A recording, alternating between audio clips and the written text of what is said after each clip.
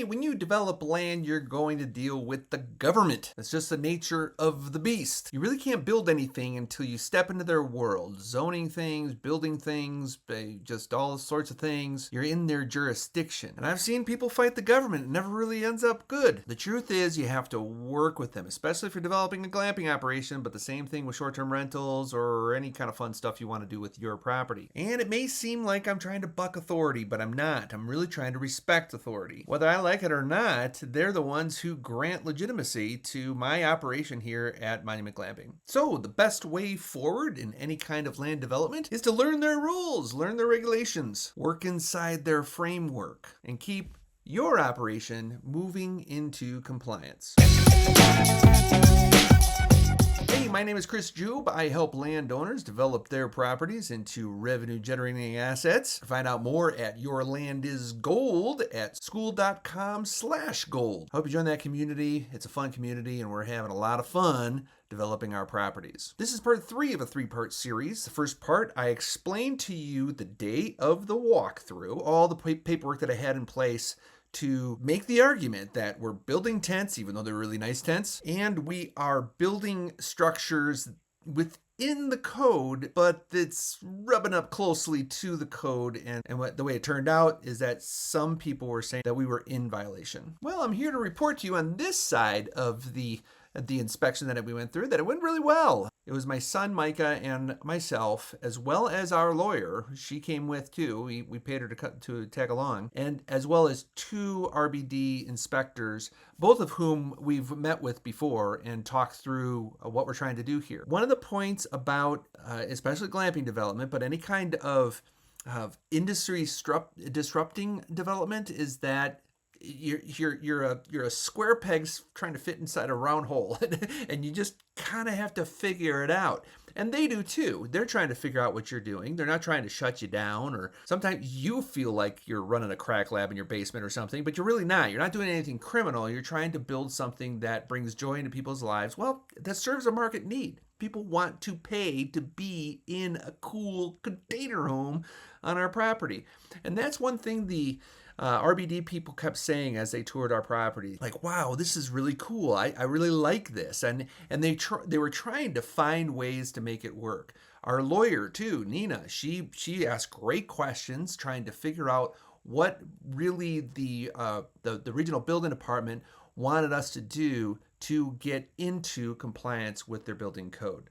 Now, their building code is not in one piece of paper. It's like this book this thick. They even brought it with them, and they were thumbing through it and trying to figure out what a tent really is and things like that. It was quite educational. And it took about an hour to walk through each of our 8 units on our property and talk specifically about what we've built and how we can get anything out of code back into code. We found that most of everything we built was already in code, or it was something that didn't need to be permitted. But there were a few violations that we needed to work through and come up with solutions that now we have a roadmap on how to get compliant with not only the building department, but the county, who was the jurisdiction who turned me in the first place. So let's walk through what that inspection revealed. The RBD followed up with a detailed email outlining every site and what adjustments were needed. Each note became part of a story of how we're aligning Monument Glamping with the code, not by bending to every whim, but by interpreting and collaborating. Let's start with Sunshine, our first site. One of the officers pointed out that the fence and the retaining wall in the back needed dirt added so the height stayed under 7 feet.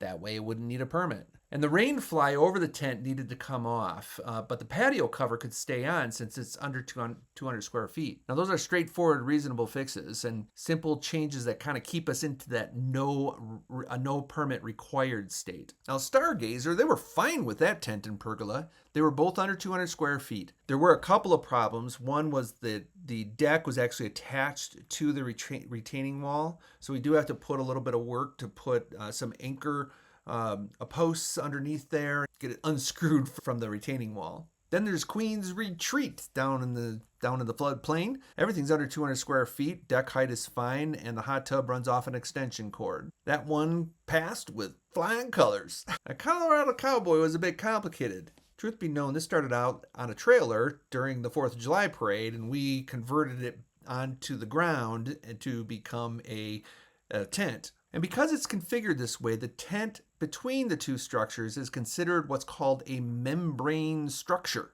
That's one of the terms in that big thick book they brought along. And that does require a permit. But they were clear that if we configure it a little bit differently, we can keep the doors, pergola, and the deck without permits. King's Quarters is in a similar situation, but it's just bigger. The stairs to the deck are considered landscaping, so no permit needed there. The plumbing uses a garden hose hookup, so that's also fine. Again, this is where a clear understanding of the code pays off. We're interpreting and applying it accurately, not just taking guesses. At Secret Garden, the deck is small enough, but the height needs to be addressed. Electrical and plumbing hookups need to be verified and permitted. That's pretty typical. The Classic has the same story. The deck is fine. The utilities need permits.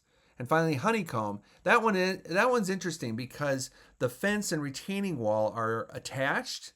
They count as a single structure, which requires a permit. But if we separate them, we can treat them individually, and no permit will be needed. Now, when you look at this all together, a pattern does emerge. If structures are under 200 square feet and the falls are under 30 inches, we're in good shape. Most of our work is verifying hookups and adjusting details, not tearing things down. That's a huge win because we were afraid that we would have to tear stuff down and move them all over the place. Now, this is a key point.